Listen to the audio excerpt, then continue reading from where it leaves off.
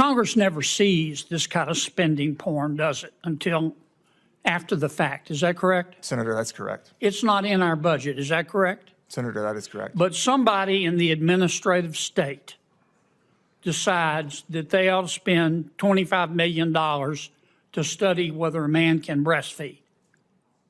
Right? Yes, sir. Now, that's what I mean by stupid stuff. Do you consider that stupid stuff? Absolutely, yes, sir. And what you're going to do at OMB is try to stop the stupid stuff. Try to find out who made that grant and say, no. We're not going to spend money on this. Americans are struggling with inflation, rising costs, and medical debt, but where is your tax money really going? In this Senate hearing, Louisiana Senator John Kennedy unloads on what he calls stupid stuff being funded by the federal government. From controversial research grants to wasteful spending that Congress never even approved, Kennedy presses a top budget official for answers. Then the conversation takes an unexpected turn into healthcare bills, credit scores, and why millions of Americans feel trapped by a broken system.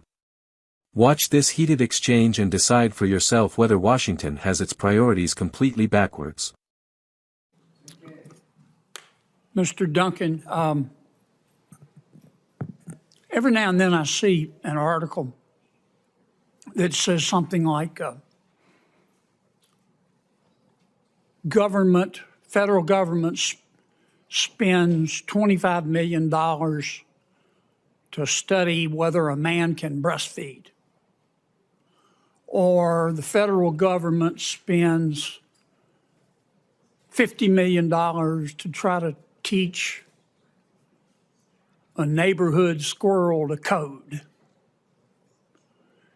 And I think, how did that stuff get in there? I sit on the Appropriations Committee. We're supposed to put together a budget. Sometimes we do. This year we probably won't, because my friend and colleague, Senator Schumer, wants to shut down the government to create chaos, to try to get the Graham-Plattner wing of his party to love him. But I digress. That stuff's not in the budget when we vote on the budget. Where's it come from? Well, Senator, I appreciate the question, and you've been a champion on these issues, and I would note your work on the rescissions process, highlighting some of these outrageous spending we've seen in the past. So I think this is why our updates to 2 CFR, which governs grant making across the federal enterprise, is so critical. Yeah, tell the American people what that is. Absolutely. Appreciate the opportunity. Like you're talking to a 10th grader. Appreciate the opportunity to. So fundamentally, some of the most important things are to ensure that grants are not going to divisive DEI ideologies. They're not going to support illegal immigration. They're not going to support radical gender ideologies. Those are pretty fundamental. And stupid stuff, right? And stupid stuff generally, yes, sir. I think the arbiter of ensuring that things do not go to stupid stuff, as you put it, is ultimately a political appointee. One of the president's people that is associated with the administration, appointed by the president, comes in and does a final issuance review before grant dollars go out. That's fundamentally about accountability. It's not intended to usurp peer review or anything like that. It's about making sure that Let me stop you for a second, Mr. Duncan, because we're going to run out of time. Congress never sees this kind of spending porn, does it, until after the fact. Is that correct? Senator, that's correct. It's not in our budget. Is that correct? Senator, that is correct. But somebody in the administrative state decides that they ought to spend $25 million to study whether a man can breastfeed. Right? Yes, sir. Now, that's what I mean by stupid stuff. Do you consider that stupid stuff? Absolutely, yes, sir. And what you're going to do at OMB is try to stop the stupid stuff. Try to find out who made that grant and say, no. We're not going to spend money on this. And by the way, if you do it again, you're fired. Is that right? Absolutely. That's what you guys are going to do? Yes, sir. It's about time. Thank you. Sure. All right, let me ask you one other question. When moms and dads lie down to sleep at night and can't, right now, at this point in time, what's the first thing they're worried about? I would imagine it would be the ability to support their families. Yes, sir. Cost of living. Part of that's inflation. Look, I don't, I mean, I remember inflation's very sticky. I remember when it started, it got up 9%. You know, President Trump didn't father this child, but he's got to raise it. Cost of living. Thank you for being straightforward. Now, have you ever gone to let me preface this by saying, I've got two doctors, brothers who are doctors, so I love healthcare providers. But have you ever gone to a healthcare provider and then you get a bill saying you owe us $1,400? And you go, what the hell?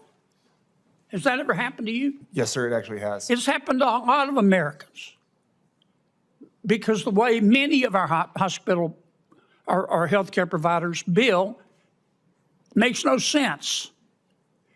And so they turn it over to a collection agency, and the collection agency says, look, you pay this $1,400. We can't explain, we won't explain to you how it got here. If we did, we'd have to drown you in the Pacific. But if you don't pay it, we're going to turn it into the credit rating agencies and ruin your credit. Now, why don't, if we want to help the American people, why don't we, at least for a period of time, say health care debt is not going to be reported to the rating agencies? It's not, we're not saying you don't have to pay it. We're not saying it's not due. We're not saying you can't be sued. But this debt's being reported to rating agencies when people can't pay it, and then their credit gets ruined, and it makes it even harder for them to live. That's a swell idea, isn't it? Senator, I think the administration has been very committed to price transparency and ensuring that. Yeah, but folks what aren't about hit with that this. idea? I'm happy to take that back and determine the administration's position on that matter. How about it advocating for it? I'm happy to work with you on this matter, absolutely. Okay, I'm sorry I went way over. I'm sorry, Mr. Chairman. What made this exchange stand out wasn't just Senator John Kennedy's criticism of government spending, it was how directly he connected Washington's decisions to the everyday struggles of ordinary Americans. Kennedy challenged Mr. Duncan over controversial federal grants and questioned how taxpayer money ends up funding projects that many Americans never voted for and Congress never explicitly approved. His central argument was simple. If families are struggling to afford groceries, housing, and healthcare, government spending should reflect those priorities. The most memorable moment came when Kennedy repeatedly referred to certain federal grants as stupid stuff, pressing Duncan on whether the administration would stop funding projects that taxpayers view as wasteful. Duncan responded by defending new oversight measures designed to give political appointees greater authority to review grants before taxpayer dollars are distributed. But the hearing took an unexpected turn when Kennedy shifted to healthcare costs. He described the frustration millions of Americans face when they receive confusing medical bills and then watch their credit scores suffer if they can't pay immediately.